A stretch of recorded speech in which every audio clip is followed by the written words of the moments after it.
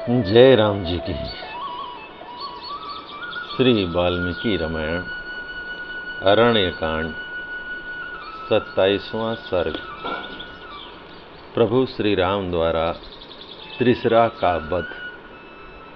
खर को भगवान श्री राम के सम्मुख जाते देख सेनापति राक्षस त्रिशिरा तुरंत उसके पास आ पहुंचा और बोला, राक्षस राज, मुझ पराक्रमी वीर को इस युद्ध में लगाइए और स्वयं इस साहसपूर्ण कार्य से अलग रहिए।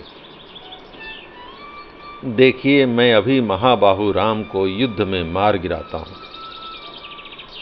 आपके सामने मैं सच्ची प्रतिज्ञा करता हूँ और अपने हथियार छू कर शपथ खाता हूँ कि जो समस्त राक्षसों के लिए वध के योग्य है, उस राम को मैं अवश्य वध करूँगा।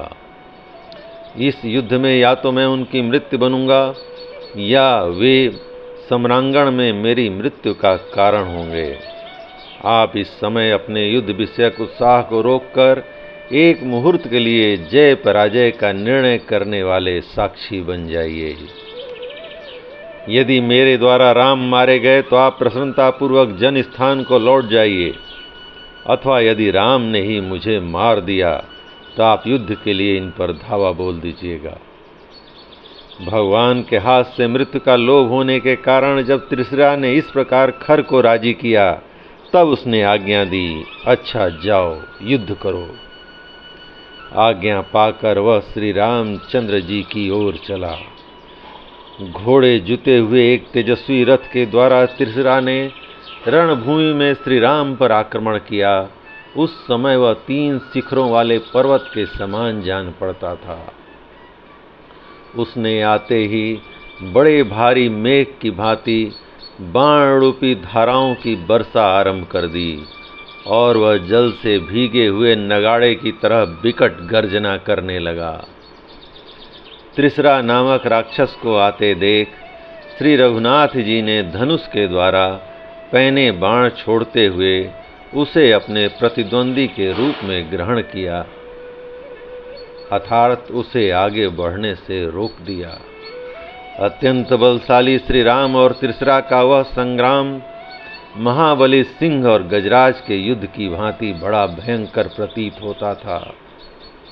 उस समय त्रिशिरा ने 3 बाणों से श्री रामचंद्र जी के ललाट को बींध डाला। श्री राम उसकी यह उदंडता सहन न कर सके।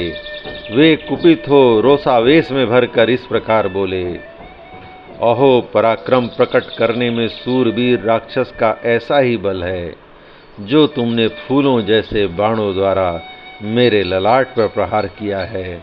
अच्छा, अब धनुष की डोरी से छूटे हुए मेरे बाणों को भी ग्रहण करो। ऐसा कहकर रोष में भरे हुए श्री राम ने त्रिशिरा की छाती में क्रोधपूर्वक 14 बाण मारे, जो विषधर सर्पों के समान भयंकर थे। तदंतर तेजस्वी रघुनाथ जी ने झुकी गांठ वाले 4 बाणों से उसके चारों घोड़ों को मार गिराया। फिर 8 सहायकों द्वारा उसके सारथी को भी रथ की बैठक में ही सुला दिया। उसके बाद श्री राम ने एक बाण से उसकी ध्वजा भी काट डाली। तदंतर जब वह उस नष्ट हुए रथ से कूदने लगा, उसी समय श्री राघवेंद्र ने अनेक बाणों द्वारा उस निशाचर की छाती को छेद दिया। फिर तो वह जड़वत हो गया। उसके बाद अप्रमेय स्वरूप श्री राम ने अमरस में भरकर 3 वेगशाली एवं विनाशकारी बाणों द्वारा उस राक्षस के 3 मस्तक काट गिराए। सम्रांगण में खड़ा हुआ वह निशाचर श्री रामचंद्र जी के बाणों से पीड़ित हो अपने धड़ से भाप सहित रुधिर उगलता हुआ पहले गिरे हुए मस्तकों के साथ ही धराशायी हो गया। तत्पश्चात खर की सेवा में रहने वाले राक्षस जो मरने से बचे हुए थे, भाग खड़े हुए।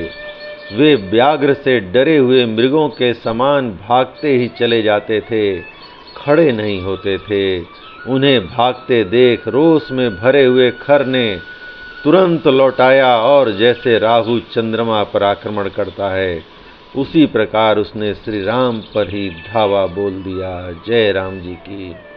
इस प्रकार श्री वाल्मीकि निर्मित आर्ष रामायण आदि काव्य के अरण्य कांड का 27वां सर्ग प्रभु श्री राम की कृपा से पूर्ण हुआ। जय राम जी की।